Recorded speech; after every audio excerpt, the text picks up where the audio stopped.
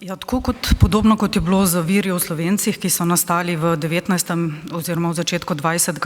stoletja, ko je bilo ozemlje Republike Slovenije upravno spadalo še pod Avstro-Ogrsko monarhijo, so bila tudi dela o Kočevski in o Kočevarjih, ki so seveda šla v nemškem jeziku, do nedavnega malo da nespregledana. Razlogi so različni, predvsem tičijo v razvoju slovenske etnologije in v poudarkih, ki jih je le-ta skozi različna obdobja posvečala svojo pozornost, predvsem pa tudi v metodološkem nacionalizmu, ki je v ospredje raziskovalnega zanimanja postavljal predvsem tisto, kar je bilo nacionalno oziroma kar je bilo razumljeno kot slovensko, zaradi česar nemška Kočevska do pred nekaj desetletij praktično ni bila predmet resnejšega zanimanja slovenskih ne zgodovinarjev, ne etnologov, ne folkloristov, praktično nikogar iz znanosti. Tako tudi z izjemo knjige Viljama Činkla, Kočevarska folklora, ki je šla leta 1931 in je bila izdana prav tukaj pri tej založbi leta 2004. Nimamo v bistvu nobenega dela oziroma študije o Kočevski, ki bi bilo prevedeno iz nemškega jezika v slovenščino. In prav ta manko raziskav oziroma dostopnosti etnografskih virov v slovenskem jeziku je spodbudil oziroma je iniciiral nastanek te knjige. Sama knjiga Pesemsko izročilo Kočevske, to je širši naslov, vsebuje prevod monografije Adolfa Haufna, naslovljene z enim dolgim naslovom, in sicer Nemški jezikovni otok na Kočevskem, zgodovina in narečje, življenjske razmere, šege in navade, pripovedke, pravljice in pesmi. Ta knjiga je nastala leta 1895 oziroma je bila takrat izdana. V širši knjigi, ki je pred nami, je vključen tudi prevod članka istega avtorja, se pravi Adolfa Haufna, iz leta 1896, v katerem je v bistvu, to je nekakšen dodatek knjigi, kjer je objavil dodatno gradivo, ki ga je zbral v tem letu po izidu knjige. Knjiga posebuje tudi 9 znanstveno-kritičnih študij, ki osvetljujejo vsebino, zgodovinske okoliščine nastanka Haufnovega dela in pa tudi seveda poudarek je na Pesenskem izročilu območja širše Kočevske, ki ga postavijo v širši kontekst. Zakaj je ta knjiga pomembna? Predvsem zato, ker je bila Haufnova knjiga pomembna, zato ker je bila prva sistematična etnografska študija območja Kočevske. Avtor je v njej relativno široko za tisti čas popisal Kočevsko, tako iz geografskega in zgodovinskega vidika, posvetil pa se je tudi šegam, praznovanjem, stavbarstvu in še marsičemu.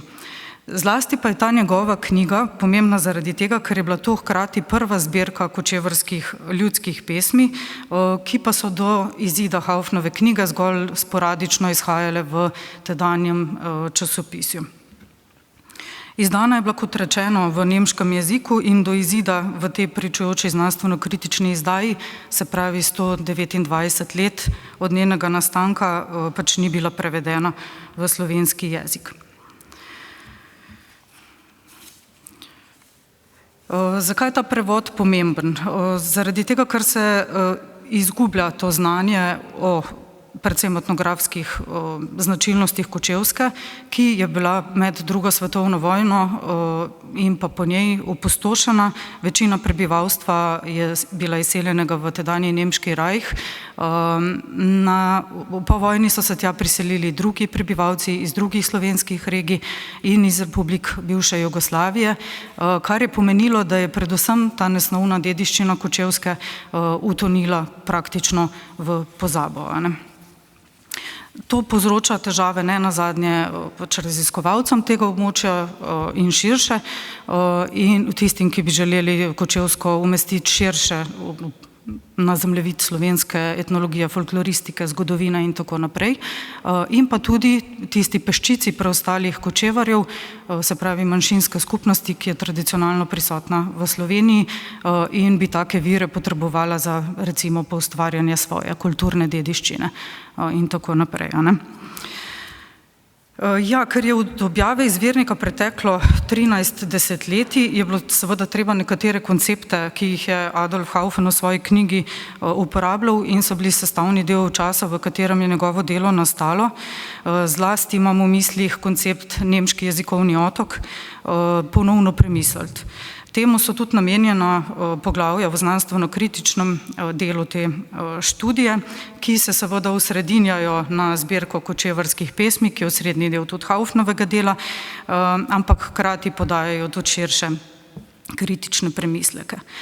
V tem znanstveno-kritičnem delu so študije 7 avtorjev.